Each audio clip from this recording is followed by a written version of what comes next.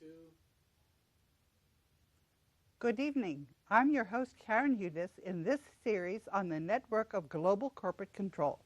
Today's segment is live and follows the last two segments about avoiding World War III and consciousness, thanks to DCTV, to Carmen Stanley, studio producer and director, Maurice Jackson, audio and teleprompter, and Couché Starnes, floor director. This weekly series is called the Network of Global Corporate Control because that is what three mathematicians from the Swiss Federal Institute of Technology called the Banking Cartel when they first published their article in 2011. You can find many links in the teleprompters, which I publish on Twitter and YouTube. Be sure to click the buttons that say View More, because that is where YouTube hides the most important information. YouTube is owned by the Banking Cartel. We're going to start this segment with a short clip on murmuration, describing how starlings flock together, wheeling and darting through the sky in tight fluid formations. Last week, we were unable to run the clip showing the swallow's murmuration. Just like the way starlings are able to function as a single group, that is the way humanity functions, beginning with how starlings and humanity form a cohesive system and take each other into account as they process information. Sheltered them the night before. Starlings are long-distance daily commuters. They'll travel up to 30 miles to get to their chosen roost. And they follow invisible aerial corridors, snaking through the countryside, avoiding the turbulence which is going to slow them down. They all come together to stay warm and safe in a large group.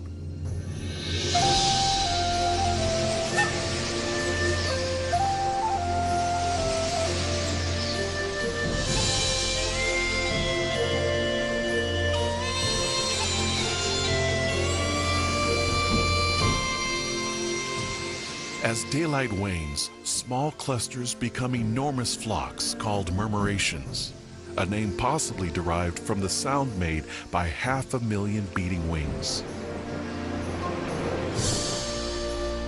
And you'll see them gathering in the air, up to 300,000 individuals, all in one flock. That sheltered them. Last week, we talked about the collective unconscious. When enough people reach a common understanding, this information becomes part of the collective unconscious, shared by all people.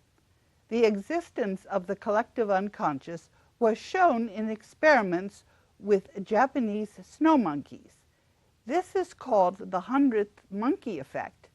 Corruption in the world's money system arising from the banking cartel is now common knowledge. We have shown that the banking cartel is no longer able to keep its existence secret or hide reality from a critical mass of people. I'm at the center of a critical mass of humanity that is fighting the banking cartel. We are called the Coalition for the Rule of Law. In 2004, the United States National War College predicted the existence of the Coalition for the Rule of Law after I and Elaine Colville, another World Bank whistleblower from Scotland, got our statements published by the UK and European Union parliaments.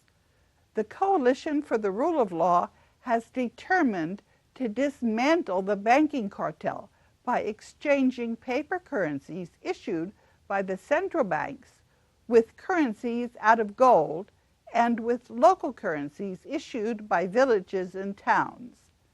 The banking cartel has many agents in very high places. These agents of the banking cartel have now been exposed. Since the banking cartel is being wound down, the position of these agents of the banking cartel is now untenable. This explains why General Dunford could not defend himself when I accused him of treason and tweeted on Memorial Day that his trousers were around his ankles.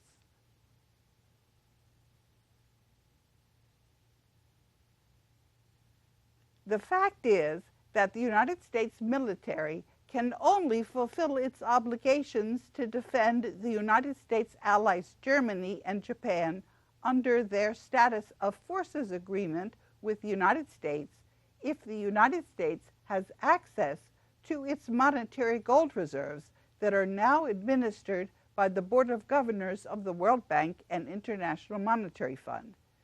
These monetary gold reserves are on offer to the United States and the rest of the world's peoples in a global currency reset. These monetary gold reserves will keep the United States and the rest of the world out of World War III and also prevent austerity programs based on that scam called country debt.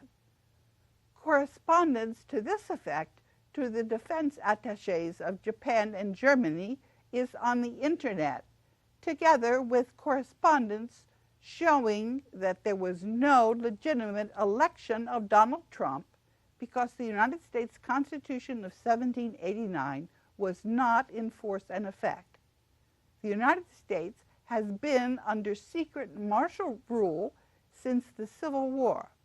I have reported this corruption on the DC's TV series, and my other social media to an ever-growing public, and I reminded everyone of this fact yesterday. Whenever people say that we all want judges that are respected, independent, impartisan, and fair to everyone, this is unfortunately not true for the legal profession in the United States. The legal profession has been covering up corruption and a constitutional crisis of such magnitude that the United States is facing failure as a nation and risks taking down the rest of the world with it. 3 days after I denounced Justice Scalia and the DC Bar, the American Bar Association, the International Law Association, and the rest of the legal profession for hiding the fact that Congress has been extending a state of emergency behind closed doors to justify secret martial law, Justice Scalia met with a mysterious sudden death. Justice Scalia's corpse was hurriedly flown out of Texas in order to avoid a coroner's inquest. The United States is currently in interregnum with no legitimate government. Article 5 of the Constitution is necessary to put the Constitution of 1789 back into effect. My teleprompter was erased from my computer hours before the February 9, 2016 broadcast on this series in order to delete what Justice Scalia said about Article 5 of the Constitution, and these are Justice Scalia's words. The founders inserted this alternative method of obtaining constitutional amendments because they knew the Congress would be unwilling to give attention to many issues the people are concerned with, particularly those involving restrictions on the federal government's own power. The founders foresaw that, and they provided the convention as a remedy. If the only way to get that convention is to take this minimal risk, then it's a reasonable one. DCTV's audio equipment in their studio was hacked.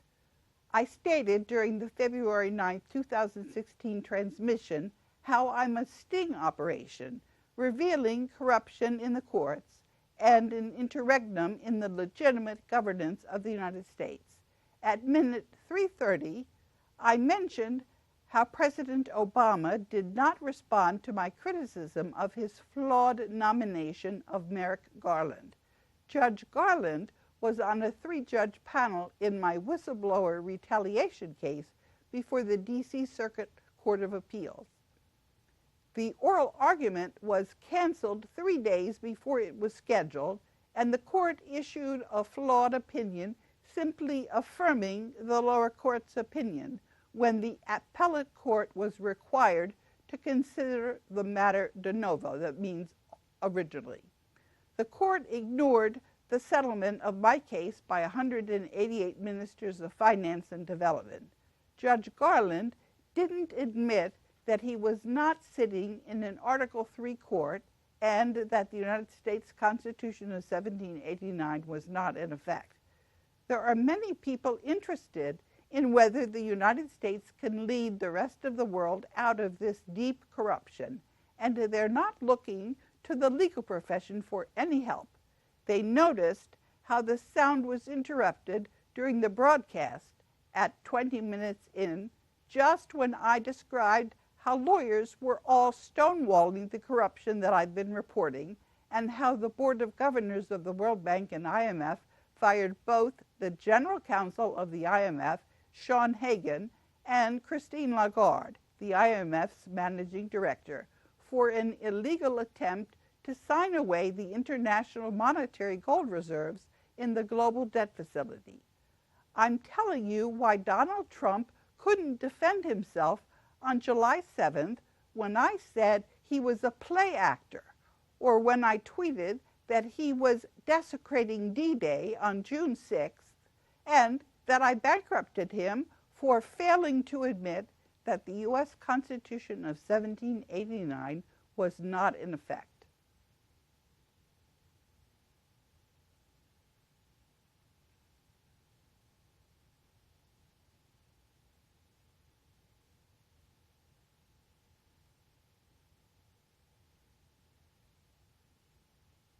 We seem to have some scrolling problems with our teleprompter. That's why I'm waiting.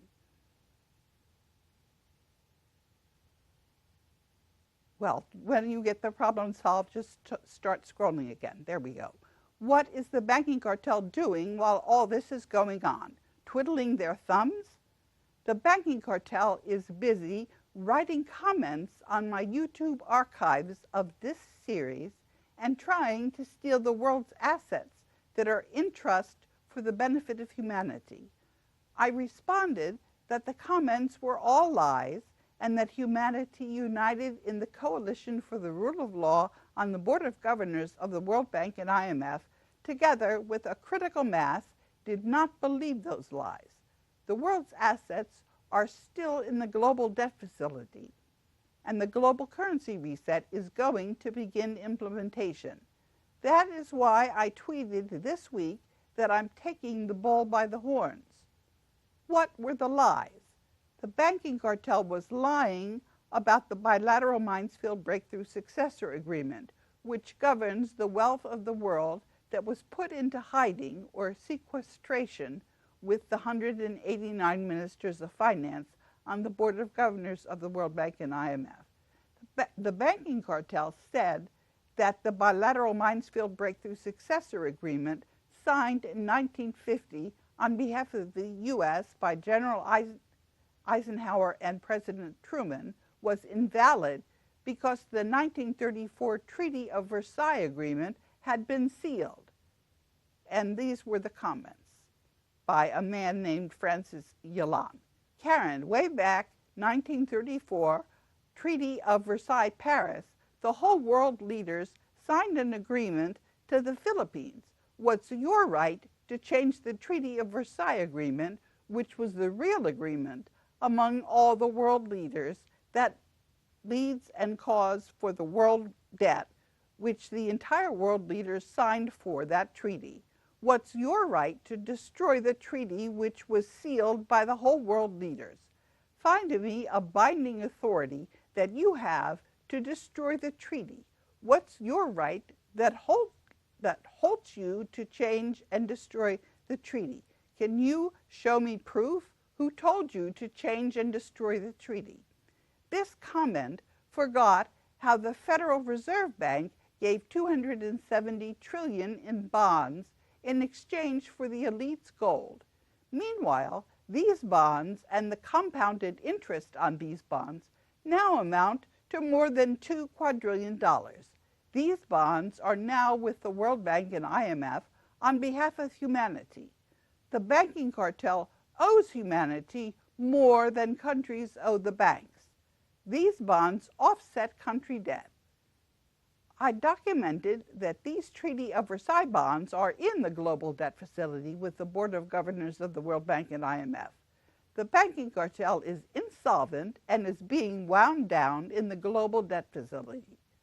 The Treaty of Versailles bonds, worth $2 quadrillion, are with the World Bank. Jose Rizal assigned these bonds to the global debt facility via one of his pseudonyms. Humanity has united in fighting the banking cartel and its lies.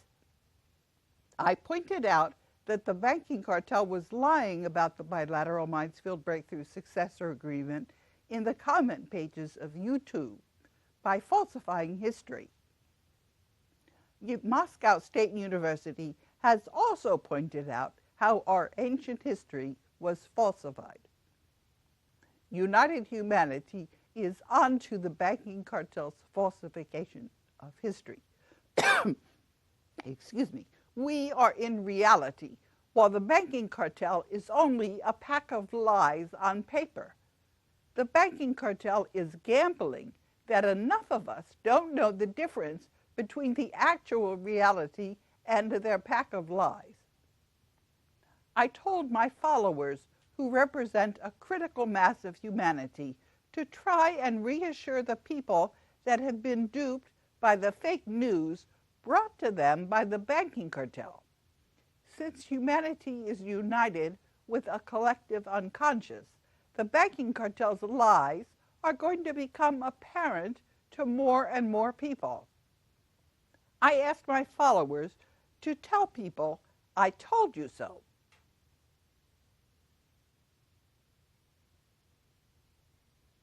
And now we seem to have a scrolling problem. I don't know whether that's being showing that the teleprompter is being hacked or what the problem is. Can you scroll further, or shall I just speak extemporaneously? Are you getting the information? Yes. Okay. Well, one of the things that I showed you was correspondence from Anita Johnson. And that was to try to get me to forget that we don't have a constitution in effect. I'm not going to do that. On July 9th, the banking cartel revealed what we have known all along. The world's monetary gold reserves are in the global debt facility, which is a trust that's managed by the Board of Governors on the World Bank and the International Monetary Fund. I vote the shares of the United States on the Board of Governors of the World Bank and IMF. There's plenty of gold in the world. This is a confidence game. King World News is trying to scare people. The risk is that people will not believe me.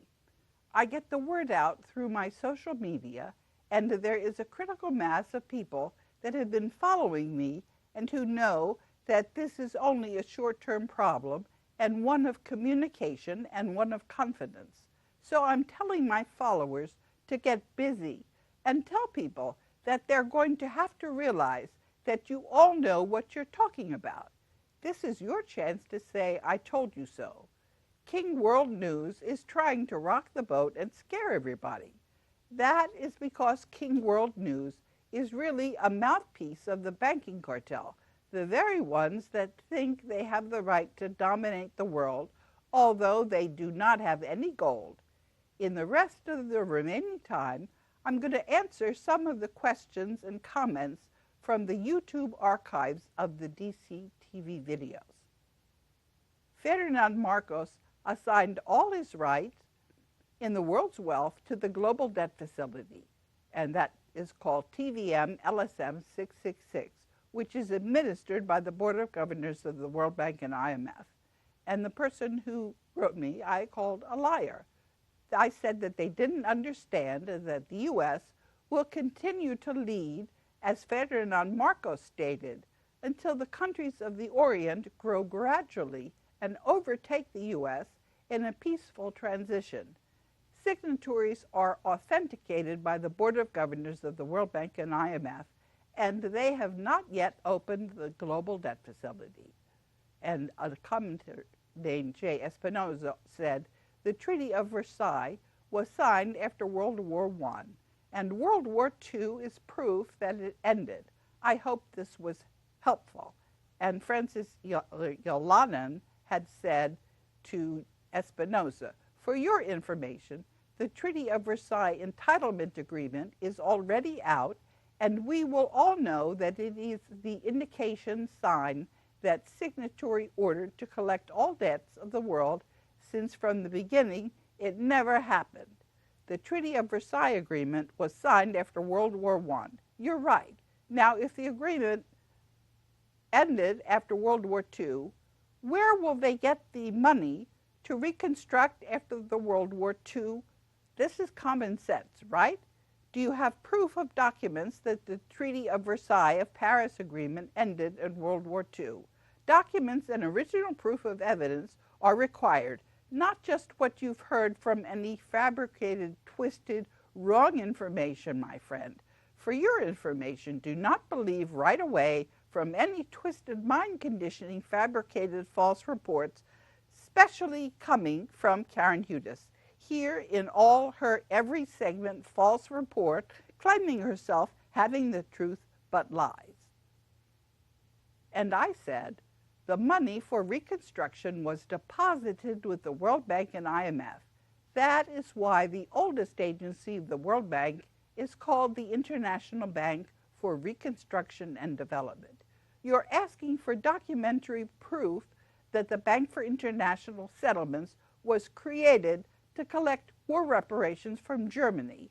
That proof is ubiquitous, and then I defined ubiquitous, which means that something is everywhere and just common sense. The banking cartel and its agents keep on trying to steal the world's wealth, even stooping so low as to try and put a commercial lien on me via comments on YouTube. This is not the proper notice of a commercial lien, and I invalidated this attempt. Francis Yolanen hasn't met his burden of proof. The banking cartel's agents are exposed.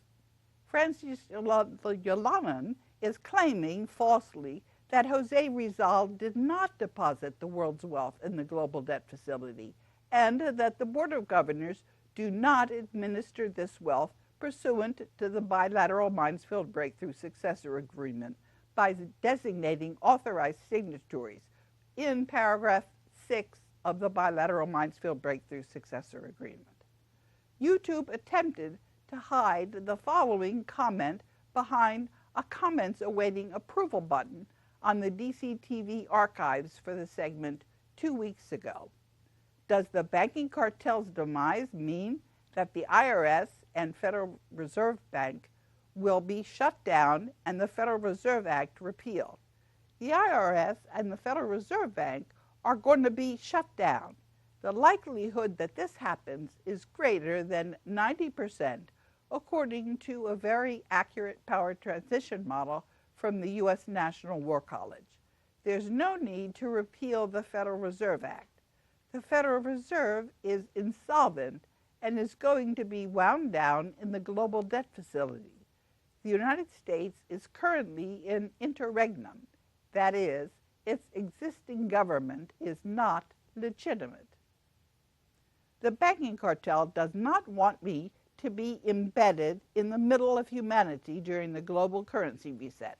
That is why the banking cartel broke my website's contact page for the second time. The first time I had to repair the contact page was in June 2016. Some of the emails that people were trying to send me went into my junk mail folder, and some of the emails were irretrievably lost. I'm going to provide copies of the correspondence that the banking cartel failed to censor this way. The Coalition for the Rule of Law is now in charge.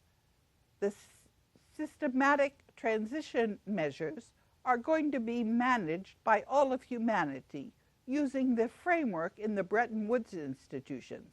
That's after the World Bank and IMF secretariats have been cleared from state capture, as well as new institutions that are going to be created as a result of grassroots groups that have been cleaned of corruption.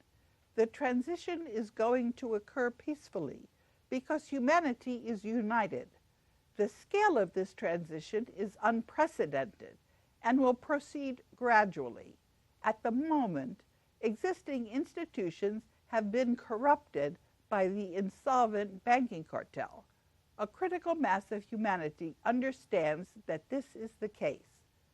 Christine Chadwick, an agent of the now insolvent and soon to be wound down banking cartel, threatened me again.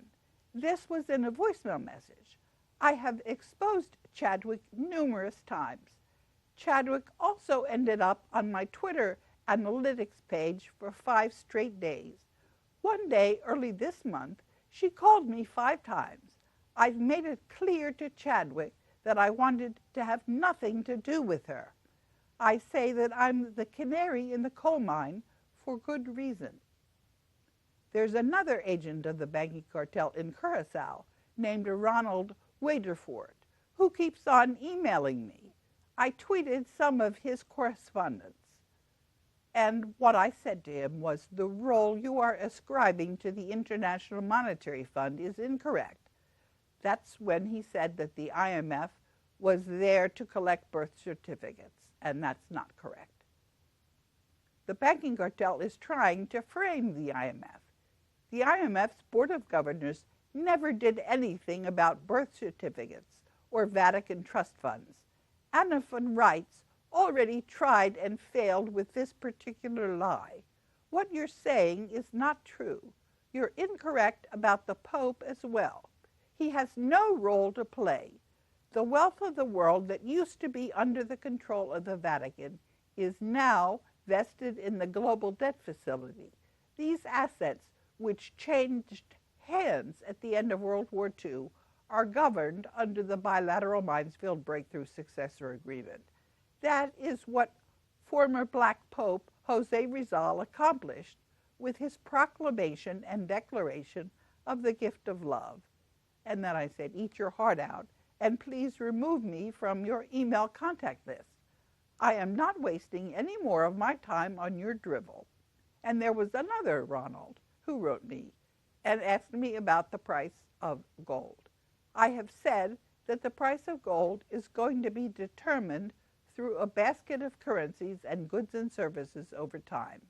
There's no reason to figure out the price of silver, since so far no country is asking to use silver as currency.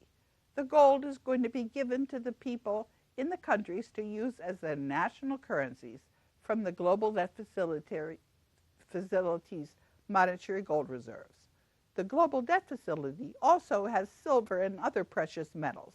And we're now scrolling to the outro. I want to thank you for listening to another segment of the Network of Global Corporate Control.